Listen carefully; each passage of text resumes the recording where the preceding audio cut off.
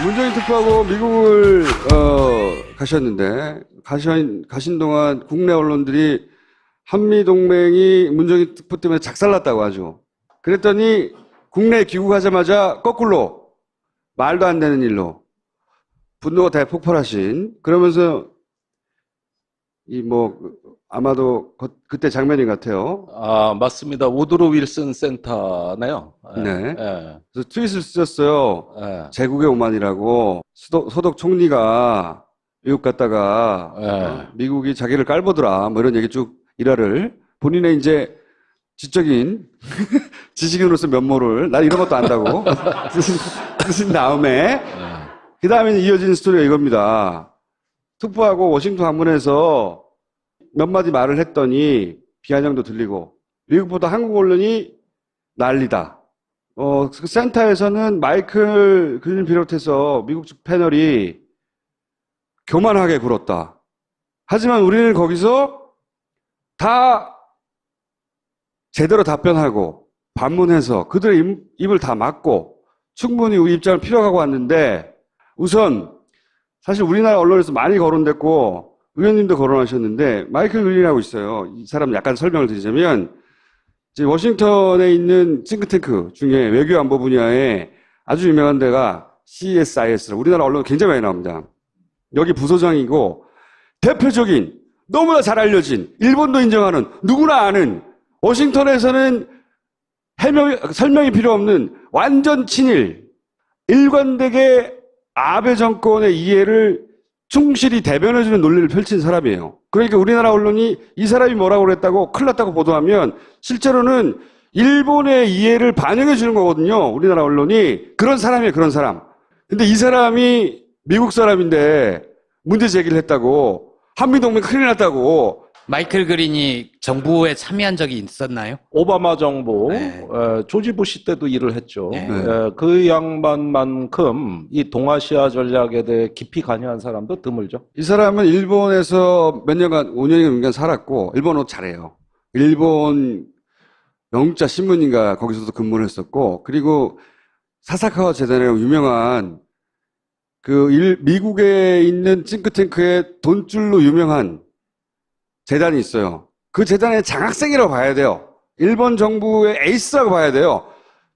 일본의 손이라고 표현하더라고, 일본 애들도 보니까. 그러니까 그 우드로 윌슨 센터에서 총 3개 섹션의 세미나가 오전 오후로 나눠서 개최됐습니다. 네. 제가 참석한 것은 마지막 3섹션, 네. 가장 오후 늦은 시각에 참여를 했고, 문정인 특보의 발언은 1섹션 끝나고 그 오찬의 기조 강연으로 25분간 나온 게 이제 국내 언론에 네. 돼서 특별된 거거든요. 네. 근데 그 내용보다 제가 참여한 3섹션이 더 재밌었어요. 이걸 국내 언론에서 안 써줬어요. 그거는 문정인은 특사고 네. 의원님은 특보. 따라간 특보고 네. 의원님은 따라갔고 그래도 그런 격 차이가 있는 거 아닌가요? 그래서 제가 그래서 더 열받았어요. 열받죠. 예. 그래도 국회의원인데. 그렇죠. 예. 그 홍익표 의원이 저하고 한국 측 패널로 참여했고, 네. 미국 측엔 이제 다니엘 그로스라고 사회를 보신 네. 그 한반도 전문가고, 또 프린스턴 프린스턴 대학의 로즈만 교수, 네. 그다음에 마이클 그린, 네. 이렇게 3사람이 나왔습니다. 그런데 그 사회자까지 포함해서 셋이 다짜고짜 훈계를 하더라고. 이 싱크탱크 쪽에서 한국을 훈계하는 식으로 그런 세미나 많이 했어요. 한일 위안부 협상관에서 우리 쪽에서 이거 말도 안 된다고 하면 당신들이 아베 정권을 정확히 이해하지 못하고 있다는 말을 일본 측에서 하는 게 아니라 미국 쪽 패널들이 한다고요. 그런 동네야, 여기가. 아니, 그때 다니엘 그로스가 바로 김어준 총수처럼 사회자인데 말이 많았어요. 아니, 크게 한 2-3가지 논지가 있었습니다. 우선 사드 문제, 중국 눈치 보면서 미국하고 동맹 약화시키자는 거냐. 2번째, 한미일 동맹 깨자는 거냐. 이 사람들은 한미일로 보더라고요. 그런데 그 숨은 의미는 그거죠. 미국이 큰 형님, 일본이 작은 형님, 한국은 막내 동생. 그렇죠. 이 논법에서 모든 게 설명이 돼요. 모든 게. 맞아요. 예, 그래서 위안부 문제 얘기 끝내면 경기를 일으킵니다. 그러니까 한미 동맹이 아니라 미일 동맹의 하위 구조로 걔네를 보는 거거든요. 사실은 우리가 반성할 점이 있습니다. 일본이 워싱턴 정가에 어마어마한 돈을 뿌립니다. 맞습니다. 사와카카 재단. 예, 굉장히 사사가와. 그 예. 고가의 그 연구 용역을 주기 때문에 자, 아베 한번 보십시오. 사실 그 동맹을 깨는 건 아베 쪽입니다. 요즘 맞아요. 저 트럼프가 TPP 탈퇴하겠다. 그러니까 아베가 뭐라 그랬습니까? 그래? 그럼 나머지 11개국하고 우리 TPP 계속할 거야. 이거 미국에 도전하는 행태거든요. 근데 워싱턴에서 말 없어요. 일본이 하는 건 다 용인이 돼요. 다 용인이 되고 뭐 사드 환경영향평가다, 남북대화 이런 거, 또 위안부 문제 우리가 들고 나오면은 다 조집니다. 맞아요. 조져. 그래가지고 그 차이를 저는 아주 뼈저리게 절감을 했고 그날 이 주제가 다 나왔어요. 3섹션에서. 그런데 듣다가 나도 모르게 What? 아니, 직접 이게 되셨어요? 통역으로 이거 듣다가 통역이 실력이 좋았어요. 그래서 듣다가 있다가 What? 뭐야? 그래가지고 이제 한 바퀴 의례적인 모두 발언이 들어가고 나서 다음 순서에서 그 마이클 그린이 그 발언을 했는데 그럼 다시 제 차례가 와야 되잖아요. 네. 그런데 사회자가 더 말이 많고 거기에 각주를 붙이더니만 발언 기회를 안 줘. 그러더니 청중으로 그 질문 기회를 넘기더라고요. 그래서 아 이거 큰일 났다. 이대로는 나 한국 못 돌아간다. 그래가지고 저스트 모먼트 잠깐. 중요한 건 다 영어로 하시네요. What? Just a moment. 요건 된다고. 그래서 사실 워싱턴의 의견이 마이클 그린이 다 대변하는 거 아니거든요. 물론 그렇죠. 예, 우리하고 생각이 가까운 사람 얼마든지 많아요. 우리가 관리를 안 했을 뿐이에요. 사사카와 재단의 예산이요. 거기다 쏟는 우리나라 외교부가 쏟는 거의 100배예요. 민간 재단인데. 맞아요. 예. 예. 게임도 안 되는 거예요, 지금. 그러니까 완전히 일본에 매수당한 나라가 이 미국입니다. 적어도 워싱턴은. 그러면은 우리가 내세울 건 돈이 아니니까 제 말빨밖에 없잖아요. 이거 그냥 한국 못 돌아간다고 지금. 그래가지고 헤이 이건 됐다고. 그러니까 시간이 없고 끝내야 될 시간이래요. 원래 미국 세미나는 칼같이 끝나요. 거의 시간 오차가 없습니다. 그런데 자꾸 이러면서 이렇게 하면서 이러니까 주더라고 발언을. 그래서 이 워싱턴에 경악할 만한 한국에 대한 일방주의가 확산되고 있다. 그러면서 아니 사드는 작년에 제가 문재인 대통령하고 똑같이 얘기한 겁니다. 그때 거기서 작년에 합의된 대로 사드 배치가 됐더라면 문재인 대통령이 한번 개입하고 재검토할 기회가 있었는데 그거를 없애기 위해서 한미 양국 정부가 조기에 배치하는 걸로 가속화라고 엑셀레이터 이거 가속화 속도를 높였다 이렇게 되면서 원래는 올해 말까지였죠. 근데 갑자기 해버린 거잖아요. 네. 네. 저기 3월부터 들어오기 시작했죠. 네. 그래서 이건 한국어로 얘기하자면은 고속도로 갓길로 진입해서 가드레일 들이받고 전복사고 낸 거다 이거. 그런 표현을 하셨어요? 비유를? 했어요. 네. 엑셀레이트가 된 게 아니라 오버스피드가 된 거다. 그래가지고 어떻게 됐느냐? 당신이 지금 성주 와서 봤는지 모르겠지만은 성주의 사드가 40억 원짜리 자주포를 배치해도 진지 구축하고 포상 구축하고 위장망 씌우고 그러고 들어오는데 저 동물원에 침팬지 전시하듯이 들어왔다. 북한이 무인기로 다 찍어갔댄다. 아니 그래 준비도 안 된 걸 어격다짐으로 배치해서 이 교통사고 내놓고 뭐 동맹 약화? 아니 그게 무슨 할 말이냐 그래. 근데도 누구도 진실을 모른다 지금 이런 게. 이게 정상이냐 그러면은 이런 비정상 적폐를 문재인 대통령이 환경영향 평가도 좀 하고 들여다보겠다는데 시간 좀 주라. 그런데 그것도 아니고 이걸 동맹 깨자는 얘기로 몰아붙이시는데 내가 진짜 이 얘기는 워싱턴에 와서 누가 제대로 설명을 안 한 것 같다. 이러는데 분이 덜 풀리더라고. 그러니까 막 사회자가 또 빨리 끝내는 거야 이게. 그래가지고 도저히 안 되겠어요. 이게 그래서 한 10분 정도 더 끌었습니다. 그러다가 늦게 끝나가지고 워싱턴 특파원 간담회가 아래층에서 있기로 했는데 네. 그때 아까 사진에 나온 문정인 선생 네. 옆에 제가 앉아야 되는데 이미 진행을 하고 있는 거예요. 네. 갔더니 워싱턴 특파원들이 다 모여 있어. 무지 많이 왔어요. 그래가지고 그 옆에 앉는데 문정인 특보가 마침 사드 질문 막 나오고 있는데 저 당사자가 들어오셨다고 저보고 설명을 하라는 거예요.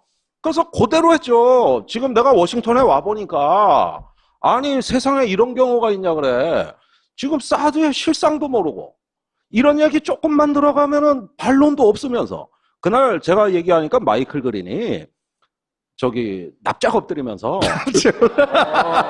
얼마나 낮게. 그러니까 그건 좀 주관적인 평가 원래 아닐까요? 나를 쳐다보지도 않고 얘기하던 친구가 눈이 땡그랗게 떠져서 날 보더니 황급히 마이크를 또 가져가더니 sorry. 저기 나는 그런 사정 잘 몰랐고 그 다음에 저기 나는 정부에 몸담은 사람이 아니라 학자로서 느낀 대로 얘기했을 뿐이니 이해해달라. 그 깨졌다는 얘기는 언론에 보도가 안 됐어요, 근데. 아니 그러니까 기사를 쓰려면 이런 걸 써주지 왜 문특보만 띄우고 그런 것도 있어. 또 마이클 그린이 이런 질문을 했다고 하던데, 그때 의원님 안 계셨는지 모르겠는데, 보도되기로는 한국 법상 환경영향평가를 꼭 해야 한다. 그 얘기 했더니- 제가 있을 때 나왔어요. 아, 그래요? 그것도 반박했어요. 그랬더니 마이클 그린이 제가 듣기로는 내가 영어 전문으로 못 봤는데 특례를 만들어서 빨리 배치하라 이런 식으로 얘기했다면서요. 아니 이 친구가 제법 공부를 해왔더라고요. 네. 그 한국의 환경법에 보면은 환경 영향 평가를 받을 경우에 국방부 장관이 기밀을 요하는 그 저 환경 영향 평가를 생략하는 그런 특례 조항이 있다 한국법에. 누가 줬겠죠 정보를. 지가 그래서 한국을 봤을 리가 있나. 그 조항을 적용해서 그냥 가면 되지 무슨 환경 영향 평가냐. 근데 나는 환경법에 그런 조항이 있다는 걸 몰랐어. 네. 그래서 그런가? 그래서 내가 이제 설명을 한 게 그거는 기밀을 요할 때인데 성주에 작년 7월 15일 날 한민구 장관이 가서 계란 맞으면서 주민들에게 약속한 거는 환경영향평가 받겠다. 그리고 자기 몸에다가 그 쏘라는 거 아니야 전자파를. 네. 그래서 다 의혹 밝혀드리겠습니다. 이러고 7월 말에 또 내려가서 그 약속을 했다고. 고로 그 조항엔 해당이 안 된다. 우선 다 공개가 됐고 지난 정부가 약속을 했고 그 다음에 그걸 안 하면 이 배치에 대해서 정당성을 하나도 확보할 수 없기 때문에 궁여지책으로 작년에 지난 정부가 약속을 해준 거다 주민들한테. 그 특례 조항하고 해당 사항이 없다. 그런데 사실 이 질문이 나올 때 문정인 선생이 청중석에 있었다고요. 네. 근데 저 질문 나올 때 문 선생도 큰일 났네. 저거 공부 안 해왔는데 이거 뭐라고 답변하지 하는데 내가 앞에서 너무 시원하게 답변하거든. 요 내용은 저희가 문특보를 한번 모시고 크로스체크를 하겠습니다. 그때 검증하세요. 저거밖에 답을 못해 이러고 있을 수도 있어요. 그 아니. 청중석에서 일어나서 기립박수를 치던가요? 그래서 듣더니 저거야 하는 표정으로 이러면서 가더라고. 그래서 자 봐라. 이게 진실이다. 한국 국민들이 원하는 거는 사드 배치건 뭐건 간에 대부분 그렇습니다. 세월호 사건이 왜 저렇게 됐습니까? 보상금이 적어서입니까? 대학 특례 입학 안 시켜줬습니까? 그게 아니라 진실 때문이에요. 국민들은 항상 트라우마에 젖어드는 이유가 뭐냐 하면은 내가 겪고 있는 이 일의 진실을 모를 때 사람들은 트라우마를 겪게 돼 있거든요. 사드 문제는 경상북도 성주군 초전면 소성리의 150명의 주민한테 단 한 사람의 정부 당국자도 설명한 적 없습니다. 한 사람도 없어요. 자, 그렇게 하고 밀어붙이고 갔잖아. 새벽에 들어왔는데 들어온 것도 반만 들어왔어. 나머지 4기의 발사대가 외관에 창고에 있습니다. 그 왜 못 들어왔는지 아십니까? 그 발사대는 있는데 거기에 발사대 장전하는 요격 미사일이 안 들어왔어. 그러니까 활은 들어왔는데 화살이 안 들어온 거예요. 그러면 니들이 이런 것까지 준비도 덜 된 포대를 미리 조기에 땡겨서 배치하다가 기어이 사고 났는데 자 북한이 무인기로 다 찍었다. 그러면은 유사시에 북한 무인기 맞습니까? 일단 그렇다 치고 워싱턴에 갔으니까 유사시에 그 사드 포대를 북한이 표적을 잡았기 때문에 재래식 단거리 미사일로 조진다. 그러면 사드는 우주를 보는 무기인데 거기 보고 있는데 밑으로 공격 들어오면은 뭘로 방어할래? 대책도 없어. 포상도 구축 안 하고 위장도 안 돼 있어서 드론으로 다 찍어. 국내 언론에 다 났잖아요. 동네 사람들도 다 찍어요. 북한까지 갈 거 없이. 무슨 전략 무기를 이렇게 비전략적으로 배치해가지고 이건 전략 무기가 아니다. 동물원의 침팬지다 이거. 다 구경하라고 그래가지고 자, 대한민국 지키기 위해 주한미군 들어와 있다. 주한미군 지키기 위해 사드가 들어와 있다. 그럼 사드는 뭘로 지키냐? 지금 우리가 그때 없었다고 막 말하는 거 아니에요, 지금? 아니, 내가 약간 뻥튀긴 했지. 그 짧은 시간에 한 말을 내가 듣기 좋게 네. 조금 더 보태서 네. 하지만 대체로 비슷하게. 그러니까 이런 군사 지식으로 조져야. 그렇죠. 뭐 되게 많이 하는 사람인 줄 알았는데, 그랬더니 또 깨갱해요? 유감이다. 그러더니 벌써 끝났어요. 또 하나 있어요, 또. 그러니까, 이제 대화를 해야 한다. 대화해야 된다. 취지를 얘기하니까, 대화를 하는 동안 북한의 미사일 개발 능력이 더 높아질 수 있다. 이 말의 요지는 뭐예요? 마이클 그린이 한 말이라고 하는데, 대화 필요 없다는 거잖아요, 이게. 북한하고는. 그 멘트 중에는 안 들으셨어요? 아니, 그거는 다른 섹션에서, 네. 주로 그건 문정인 특보가 많이 커버한. 문특보가 커버한 부분은 대신 말해줄 생각이 없으시군요. 아니, 내가 어떻게 하다 보니 요즘 문정인 특보의 정무참모가 돼버렸어요. 그래가지고 지금 국내 와서 보십시오. 그 특보의 발언을 수습하는 게 민주당입니까? 제가 다 하고 있어요, 제가.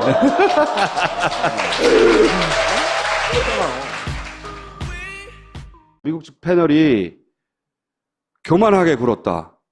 하지만 우리는 거기서 다 제대로 답변하고 반문해서 그들의 입을 다 막고 충분히 우리 입장을 피력하고 왔는데 우선 사실 우리나라 언론에서 많이 거론됐고 의원님도 거론하셨는데 마이클 그린이라고 있어요. 이 사람 약간 설명을 드리자면 이제 워싱턴에 있는 싱크탱크 중에 외교안보 분야에 아주 유명한 데가 CSIS, 우리나라 언론 굉장히 많이 나옵니다.